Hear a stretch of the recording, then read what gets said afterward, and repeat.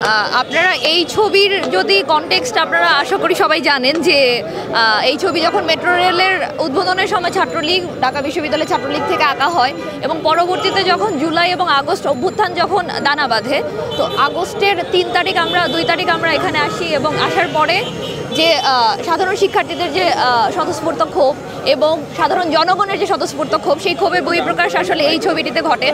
এবং আপনারা দেখবেন যে এই ছবিটির যে ভ্যান্ডালাইজ করার রূপ যে রক্তের দাগ দেওয়ার যে রূপ এবং যে জুতার মালা পরানো যে ছবি সেই ছবিটি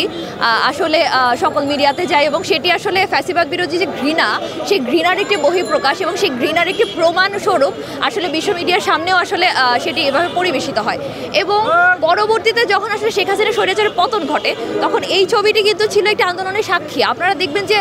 বিভিন্ন জায়গায় যে বিভিন্ন আন্দোলনের সময় গ্রাফিতি মুছে ফেলা হয়েছে, আন্দোলনের সময়কার বিভিন্ন যে ডকুমেন্টেশন সেই ডকুমেন্টেশনগুলো মুছে ফেলা হচ্ছে। তো সেই সময় দাঁড়িয়ে এই যে এই ধরনের একটি গুরুত্বপূর্ণ একটি double million offer Walton fridge কিনে পেতে পারেন 20 লক্ষ টাকা, রয়েছে কোটি কোটি টাকার নিশ্চিত উপহার।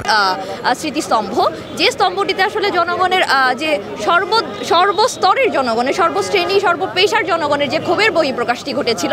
সেই ক্ষোভের বহিঃপ্রকাশ ঘটানোর যে স্মারক সেই স্মারকটিকে আসলে মুছে দেওয়ার পায়তারা করা হয় এবং সেটি করা হয় সিটি কর্পোরেশনের একটি ক্রেন এসে রাত্রে 2টার সময় উপর থেকে মোছা শুরু করে যাতে তুলির একটা আঁচড় দেওয়ার পর একটা রোলারের একটা আঁচড় দেওয়ার সাথে সাথে কিন্তু সেই স্মৃতিস্তম্ভটি আসলে নষ্ট হয়ে যায়। পরবর্তীতে যখন শিক্ষার্থীরা এসে সেটিকে আটকায়, যখন প্রক্টরকে প্রশ্ন জর্জরিত করা হয়, প্রক্টর এনএসআইয়ের একজন কর্মকর্তার নাম নেন, প্রক্টর বিভিন্ন চাপের কথা বলেন, আবার তিনি এটাও বলেন যে না ছাত্ররা যেটা চায় সেটাই আমরা করব।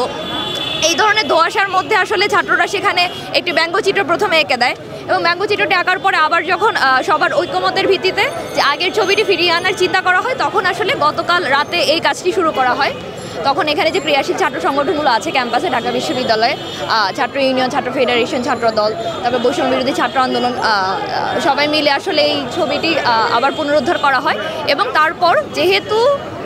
এই ছবিটি আসলে আদতে ছিল যে সেই স্বতঃস্ফূর্ত ঘৃণার বহিঃপ্রকাশ, তো সেই হিসেবে আজকে আমাদের দুপুর 1টায় এই কর্মসূচিটা দেওয়া হয় যে